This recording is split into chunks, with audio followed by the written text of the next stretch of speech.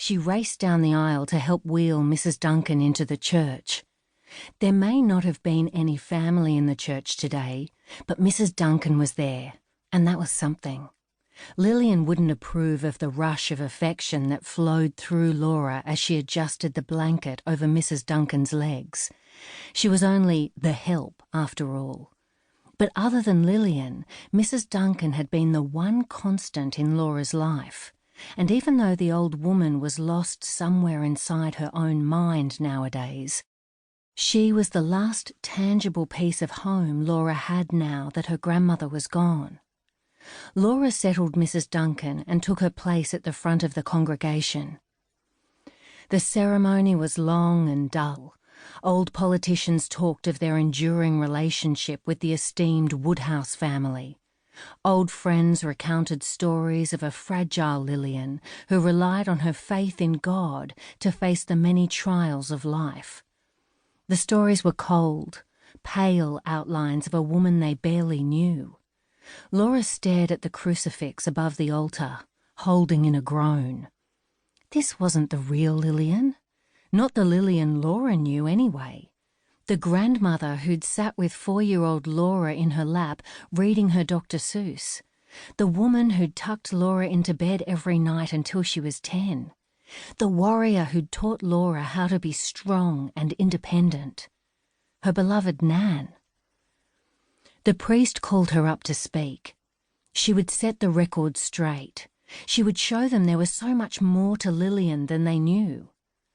Laura stood from her seat in the front row and walked up to the lectern at the altar, beside Lillian's mahogany coffin, hoping nobody would see that her hands were shaking slightly.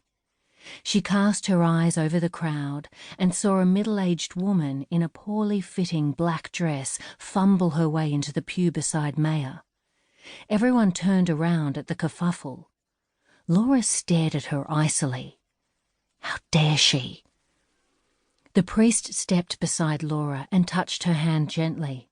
He offered her a tissue, which she brushed aside. She wouldn't cry, especially now. She wouldn't give that woman the satisfaction. It had been years since Laura had seen Donna, but there she was, hiding behind oversized sunglasses and dyed black hair with a fringe that fell across her face. "Whenever you're ready," the priest whispered in Laura's ear. But all her words were gone. No one here deserved to know the real Lillian. All her life she'd been a fiercely private woman. Laura wouldn't betray that now in her death. Instead, she addressed the gathering with simple words and empty platitudes that carried no meaning.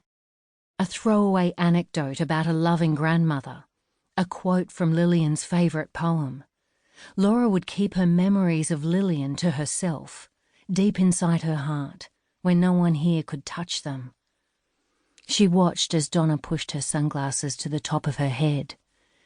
Yes, no one here deserved to share in Laura's precious memories, especially not her mother. The wake was a far too extravagant morning tea in the hall next to the church. Laura supposed that was probably always the way with a family like hers. She'd never been to a wake before, not even her own father's. "It isn't right," Lillian had said, "to have children at such occasions," or something like that. Laura was only 10 when it happened, and her memories were sketchy. Around the church hall, people were sipping on cups of tea served in white bone china, pushing tiny silver forks through soft carrot cake. Some pressed her hands as they offered condolences. "You were so close. She loved you so much." Most didn't bother. She wished Maya could have stayed, someone she felt comfortable with. But he had to go back to work. The news didn't stop for anyone. She was thankful he could attend the funeral at least. Someone had wheeled Mrs. Duncan into the corner of the room, slightly behind a ficus in a heavy grey spot. So many of the funeral goers were only here because of Lillian's family, her father's legacy, the esteemed Senator Woodhouse. The only one who actually knew Lillian properly, had been there her entire life, was shoved out of the way. Laura marched across the room and knelt beside Mrs. Duncan.